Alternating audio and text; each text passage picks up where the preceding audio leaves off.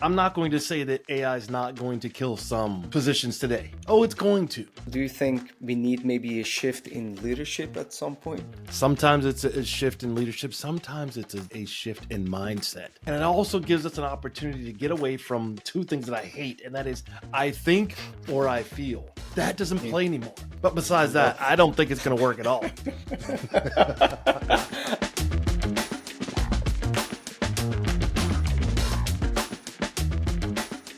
Hello, everyone. This is Michael Ocean, founder and CEO of SellMeThisPen AI.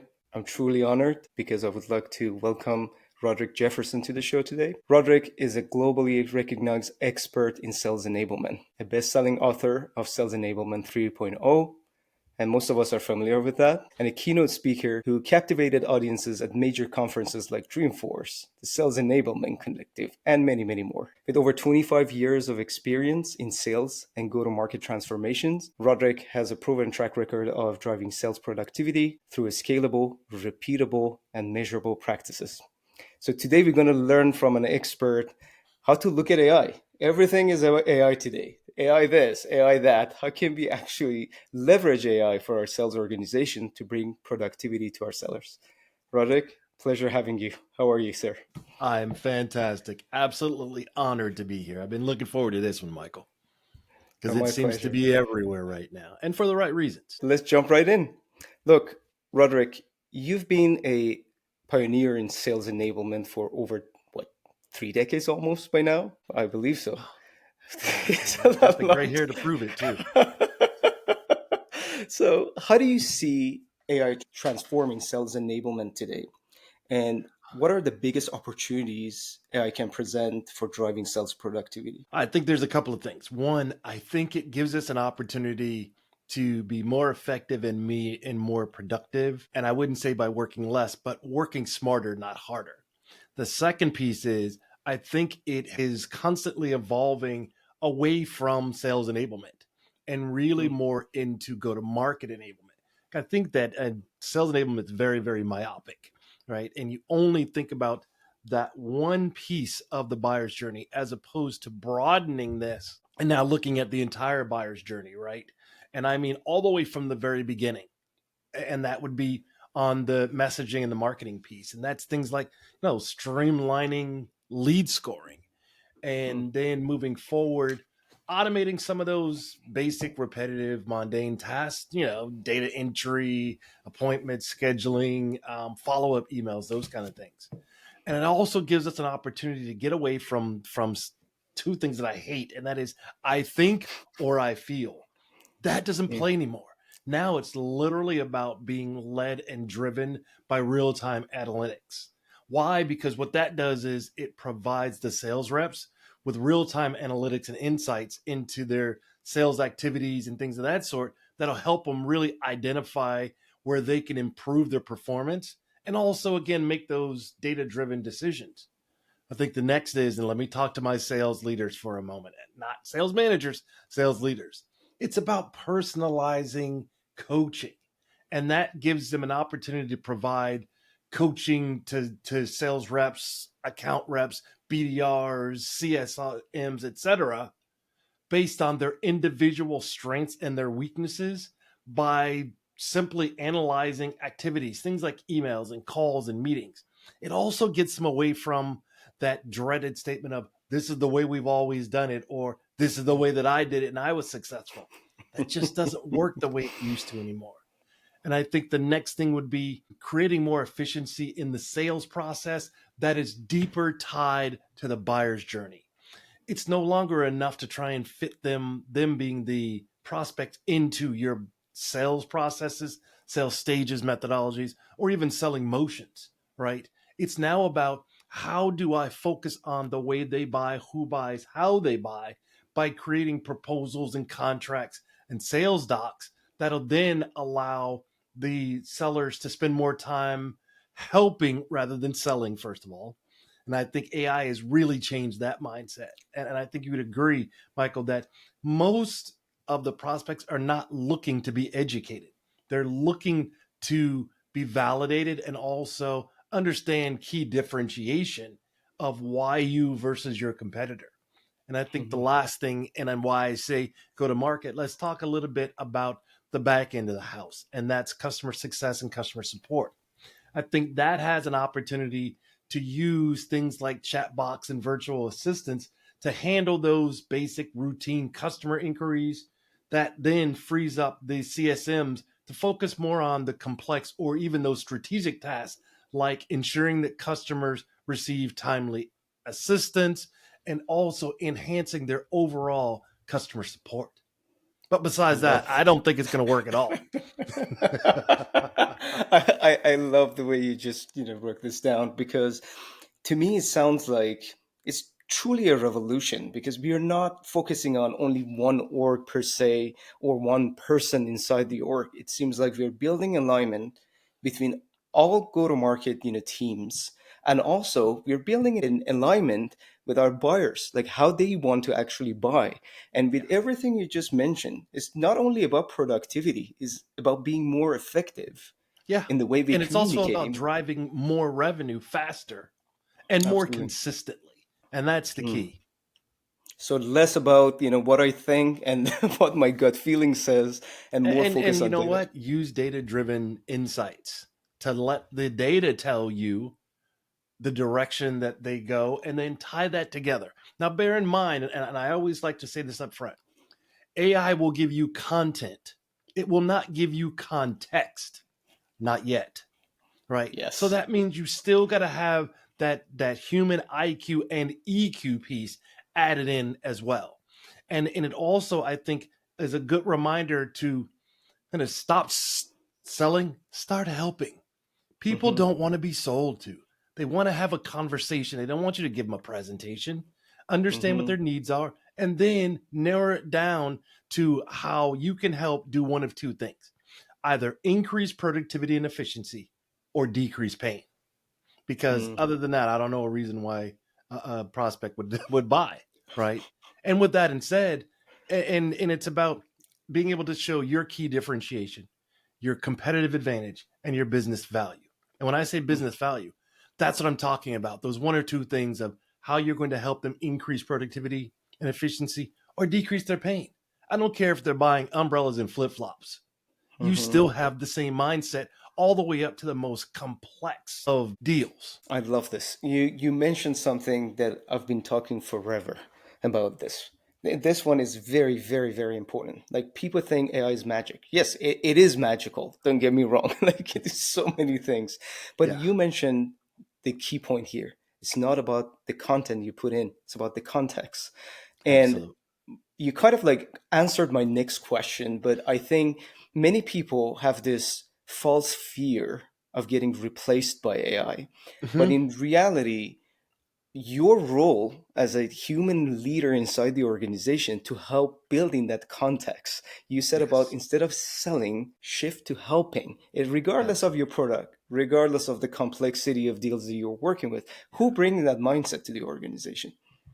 Well, I think it has to start from the top down, right? And the more that it's a conversational piece and you've also got the right use cases, then it becomes a bit easier. Look, I'm not going to say that AI is not going to kill some um, positions today. Oh, it's going to, but it's also going to open up some more.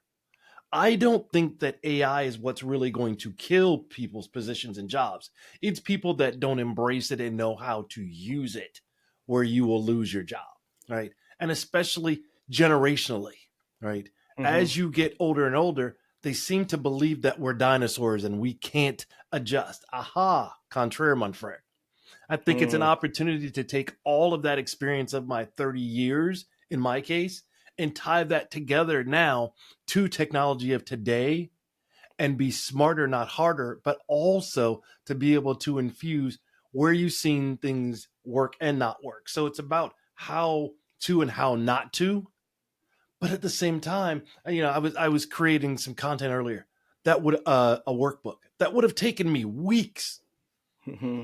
I think the key is I look at enablement, and I hope that others would as well. Look at AI as no different than Word, PowerPoint, and Excel. And what I mean is, it's a productivity tool. No one has ever said, I'm not going to use PowerPoint because it's the same with AI, right? And it comes down to what you put into it is what you get out of it. We've all seen great docs. We've seen great PowerPoint decks. We've seen some bad ones.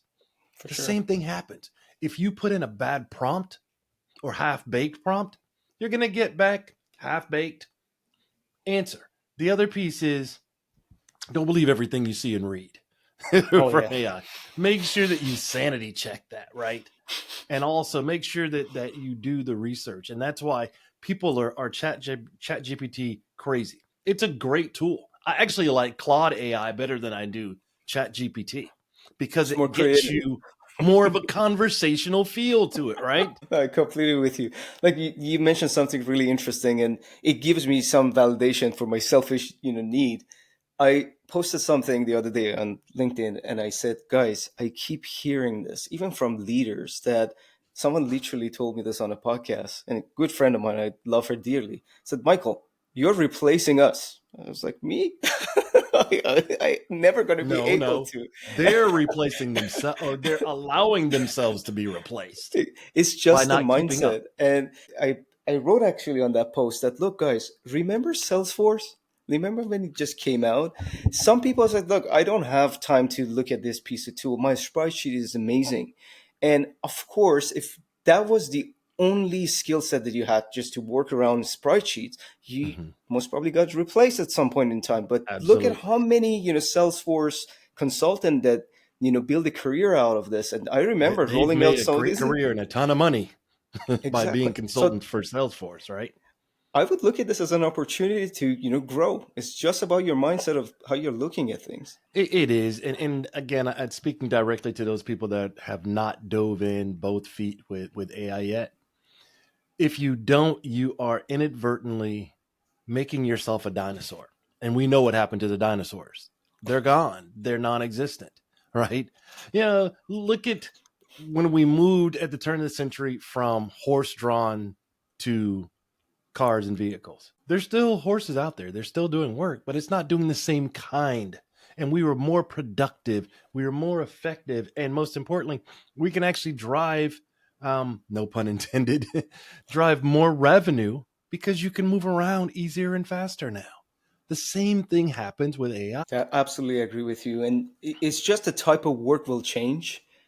People still going to be around. It's just, again, to your point, if your mindset is a showstopper for you to learn, it doesn't matter if it's about AI or a piece of content about sales enablement. Absolutely. You Absolutely. need to be open about it. If All you right. assume best intent, I think that level of fear now starts to get lower and lower because you're like, this is a friend of mine. Use it as your own personal consultant. Go ask it Mhm. the questions that you don't have other people to ask, or sanity check the responses and what you're seeing out in the real world. You mentioned something interesting. You said sanity check. I want to just focus on this for a second because, like, I've seen this trend on LinkedIn right now that people have very loud opinion, which is great. Like that's why we have debates. That's There's a why we lot of listen. thought leaders and gurus out there. There we go. So I keep hearing like thoughts about, really scaring people, like because it works. Like fear has always been a driver for many Absolutely. centuries, right? And I'm so shocked that people get influenced by some of these ideas without putting their toes in the water. Just test it out and see if it's really there. Look, I'm building a platform. I have to be Mhm. advocate of like, yes, this is the future. This is the future. But are we 100% there? Is everything that my AI coach is offering to your reps is 100% similar to what you do? 100% no. To your point, No. you are the one who gives the context and you should test. Maybe this is not a fit for your organization. Maybe ChatGPT, to your point, it's not the best option for you. Maybe Yeah, cloud is better because it's more creative. So just play absolutely. around with things and be open about it. Well, you know what? It's like anything else. When it first comes out, there's a level of uncertainty, fear, and doubt, right? There's the old adage of FUD. Until you jump in there and start playing with it and embracing it and becoming one with it, you'll never really know if it works for you or not. And by the way, all things don't work everywhere. And back to Mm-hmm. what you're saying about all of these thought leaders and gurus out there that are kind of pushing and selling fear. My uncle had a great quote that I keep with me my entire life. And he said, if you know one more thing than everyone in the room, you're the subject matter expert until somebody comes in and knows two things. Mm-hmm. That's Mm-hmm. now let me push that in the direction of our conversation. That second or third or 25th thing probably came from AI. You're still on number one. They're already on number 25. So think about Mm-hmm. that. That's deep. It means like they're leveraging something that changes your thoughts, the way you are actually Absolutely. acting. Interesting. So look, you've been working with, I don't know how many companies, the greatest in B2B in the SaaS space. Thank you. How do you see these changes being actually applied inside these organizations? Well, I think from an enablement perspective, to give some color to things, I think the way, first of all, the way we used to do things no longer works and in most cases doesn't exist. And we still have the tasks that we have to do, but the way that we have to do it, and it's such a condensed time frame to get things done now as opposed to what it used to be. Here's where you can use AI. Think about things like certifications and accreditations, right? Whether it be new hire onboarding, building personas, competitive landscape stuff, product releases, messaging, and positioning even. The next would be things like the role plays. Now you can get recommendations for things like objection handling, messaging, positioning, or even new product releases. We all know about content generation, things like value prop creation, personalized emails, and even social media templates. Yeah. You'd be surprised how many folks every day you see something up on LinkedIn. You're like, that is a great post. They may not have even written it. They may have just dropped in the right prompt and it created for it. And then, of course, they edited it a little bit. Something else is creating more communication, collaboration, and orchestration. And what I mean is things like best practice creation and capture and share. So harnessing all of that tribal knowledge inside so that when people leave, it stays inside. Mm. Scoring and feedback tabulations. Think about somebody that's running a workshop or a boot camp. It used to take days to put together the scoring and all the tabulation. Now, like that, because of putting in the right prompt. And then there's a ton, as we know, of the revenue intelligence tools. Taking notes just doesn't exist anymore the way we used to. True. Now it's all about meeting recording and notes and actions and next steps all being done for you, whether it be Otter AI or whatever other tool you're using. It gives you an opportunity to not just collaborate all that, but also use it to coach and reinforce. Wow. Well, you can analyze all the sales activity, things like, again, those emails and calls and meetings we talked about. And now, finally, let's think about things like the old usage of sales templates, whether it be call scripts or proposal templates or mutual success plans or even demo scripts and sales reports. All those things can be done with AI now, which again leads to consistency, scalability, deal velocity, as well as the big one, increase revenue. That's the end goal, anyways. Like we. End goal. Because if you're not making revenue, you just have an expensive hobby. Do you believe your reps burn leads practicing on client calls? When it comes to giving them one-on-one coaching sessions, you just don't have the bandwidth, so you get rid of them altogether? Or maybe you notice that your team spends a lot of time on non-revenue tasks like taking notes, updating CRM, or drafting emails. These are the exact challenges we solve for other revenue leaders like yourself. With SellMeThisPen AI Coach, you can offer your reps role-play sessions at scale while automating one-on-one coaching sessions based on your best practices and methodology. Also, AI will take care of all their non-revenue tasks, like note-taking, CRM updates, draft the email for them, so they can focus on constant improvement while you're focusing on one thing and one thing only: revenue growth. If you're interested in learning more about the clients we are working with or use cases that might be beneficial to you, check us out at SellMeThisPen.ai. By the way, everything does not work for everybody. So just because your peers may be using a certain set of tools, their company may be at a different stage of Mm. maturation than yours. And that goes back to the sanity check. It may or may not work for you the same way it worked for them, because they may have a different buyer journey. They may have a different buyer persona, right? They may have a different sales process or methodology or approach, or they may just be at a different maturation point of growth. Doesn't You mean are it's wrong. It just means it may not work for you yet. That makes a lot of sense. So it means just do the sanity check inside your own organization. What problem you're trying to solve? And is AI really the solution? Maybe, maybe not. Maybe, Although the maybe not. benefits are that it's just about like actually doing your analysis inside your organization before jumping the gun and say, because look, okay, Roderick is suggesting this tool, so this is the way to go, maybe. But Yeah. you take a step back and look at You know what's what? going on There are internally. certain mistakes that can be career limiting these days, and we know that. There are other chances where you have a chance to try and it didn't work. Mm-hmm, Both of those mm-hmm, are going to mm-hmm. happen. But if you don't take that leap of faith in jumping in, you're never going to know. This is really interesting, Roderick. To your point, if you never try, you never know. If you don't know if it's going to work for you or not. I think in terms of like education, podcasts like this, or there are tons of content that people are pumping every day on LinkedIn, on Facebook, everywhere. Mhm. This is my point of view. Maybe I'm off base, but I think our leaders, at least the ones that are active and they're pushing the limits and they're growing their companies, they're at least aware of what's available, what's out there, what's the benefit of these tools, or maybe Mhm. not. I would like to understand from your perspective, what's the root cause of not choosing or not trying? One of No, those I questions. smile because I know exactly where this is going. And by the way, great question. What it can do is get you away from being viewed as the fixers of broken things and broken people.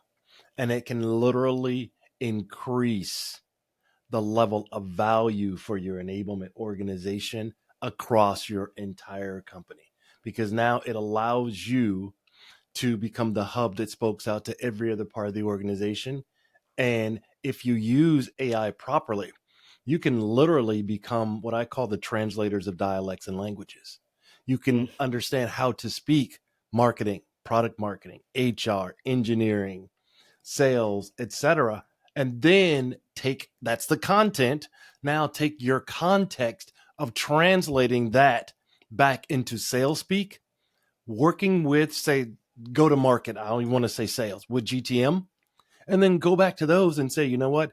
You speak French, you speak Russian, you speak German, you speak whatever it may be. Now you're speaking both of their languages. And guess what? You've become the translator. That's a huge amount of value, but that's only step one. Now you get to work with all of them collaboratively to go and execute, then reinforcement, and finally tie the right metrics, measurements, and KPIs to everything that you're doing. And that's the other thing. We got to get away from smiley sheets and butts and seats. Nobody cares about that anymore. That is And you true. can help validate these things. And you can do it much faster now. Many things I want to ask you, but I'm going to start, with you mentioned about languages. This is a funny story. I was chatting with a good enabled friend of mine, and she said, "Look, right now I'm responsible for a global team. We have a large team in Japan. We have Mhm. another team in APAC. And what should I do? Because the language barrier itself, I'm building enablement from scratch. So it means all the content, all the practice sessions, even the language that we want to translate this to would take forever. So no longer Mhm. it's No, not an issue anymore. no. You can even run practice sessions with any language that Any you can language. Think about something imagine. like in video, right? Yep. Where I Yep. can go and I can create enablement content and you name the language and it'll do it for you. And remember, there was a time when we do it once and we'd have to go find translation companies to It's actually true. do this for them, right? Or we were doing workshops, we were doing SKOs, etc. And I remember people wearing headphones and we were doing translations simultaneously. Now it's asynchronously done. You can put that thing on and you can hear the same thing in multiple languages. Think about how much more efficiency and productivity this has created now. And honestly, like how much you save not only in time, But money, like how many headcounts do you want to 100%. add to your organization Man, if you're, those running? translation services used to be really expensive. Now, not Yeah. so much. So the big question is why some leaders still show resistance. Oh, that's easy. They don't know what they don't know. It's as simple as that. And there is a fear of the unknown. And also, change is painful. And when you get ingrained in doing things a certain way, and unfortunately, it may have worked well at one stage or one point, but it's not now. And some people don't know how to evolve. So do you think we need maybe a shift in leadership at some point? Sometimes it's a shift in leadership, sometimes it's a shift in mindset. And what I mean is, as enablement, what we can do is gradually make that shift. Don't try and do a rip and replace overnight. Hmm. And the second piece that I've done is when you put out something new, always gather a couple of cheerleaders that are the sales leaders that are seeing big wins and let them be your megaphone, because they're going to Hmm. listen to each other far faster than they are with us. So and so says, you know what? We've closed 20 more deals. Now the folks in the UK are going to go, wait a minute, we want to play with the new toys too, because we've seen this work and my peers said it worked. How are you going to help us? You're doing this for sales. Why aren't you doing this for BDRs? Then they're going to say, why aren't you doing it with SCs? And then why aren't we doing it with CSMs? And before you know it, guess what? You have spread this thing across the entire go to market span. That is absolutely correct. Sometimes this change, to your point, come through even one person who's Absolutely. willing to take that risk and really champion something new and Yeah. revolutionary. And then the ripple effect of it is something that you cannot even stop, like because people start talking and seeing, Yeah. the result. I've also realized that the early adopters, especially in leadership, are usually the loudest folks also to put those results out. So Yeah, the let one who them took the go out risk. and talk about how wonderful whatever it is you just implemented. You won't ever have to say a word. You won't have to sell anything. Let them do it for you. This is the best advice because honestly, for whoever is out there, like working on an AI solution or anything, I think to Roderick's point, you might end up, scaling in one company more than the new logos you're getting at the beginning, a big Mhm. beginning of your journey. If you find those true early adopters, because they'll be more vocal than you or your salespeople, pushing for upsell or cross sell or anything else. All right. Absolutely. Roderick, my last question. If you had to bet on one specific AI driven innovation that will completely, revolutionize sales productivity over the next few years, loaded question, I know. What would it be and why? Easy. Video. And the way that we can utilize and the way that we can scale video to help, again, open doors that you may not even know is a house there. And I think the second piece is using that co-jointly between in-house sales and your external partner ecosystem. You've got to Hmm. get on the same page there, because video is king, right? Whether it's quick shorts and snippets, whether it changes the way you do your demos to make them more engaging, more interactive, but mostly more edutaining. And that's where we Hmm. are today, right? And I Hmm. think that's where we're going deeper and deeper into. Interesting. I mean, maybe you don't want to answer this question, but I want to ask it. Is there any tool or let's say company that you are following that are really doing an amazing job on this? Just out of curiosity, because I want to hear it. If I say the wrong name, then I'll be in way too much hot water. But there are a couple, I'll say in the space, right? Especially in SaaS, tech SaaS, and services. They're doing a really good job of kind of leading the way. I think others are lagging behind a little bit in getting there, whether Hmm. it be, financial services or manufacturing. They're going to get there, but I think that's definitely the sector and the vertical that's driving today. Why? The Because they're B2B not side, afraid to yeah. try something new, and they That is were true. built based on doing things different than the way they've always been. That makes a lot of sense. It seems like B2B SaaS is the way to go for the big change. Absolutely. That's where I All right. see right now they are leading the way. All right. Is there anything else that we need to ask today or anything else that leaders need to really know about AI and what's happening?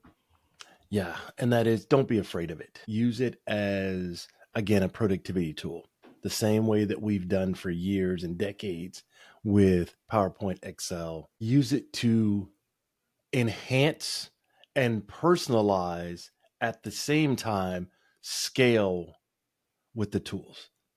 Don't try and lean on the way you've always done it. It doesn't work. Not at all. You have to take the blinders off and take the wall down of fear, uncertainty, and doubt.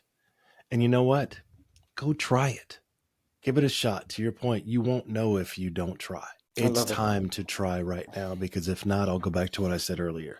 You will become a dinosaur. I love that. I'm going to steal it from you, Roderick. It's all yours. I appreciate it. Look, really enjoy the conversation. Thank you very much for taking the time. Again, whoever is in enablement, I don't know anyone who doesn't know you, but in case Thank someone you wants so to get to know you, have a conversation with you, Thanks. first and foremost, can they reach out and how?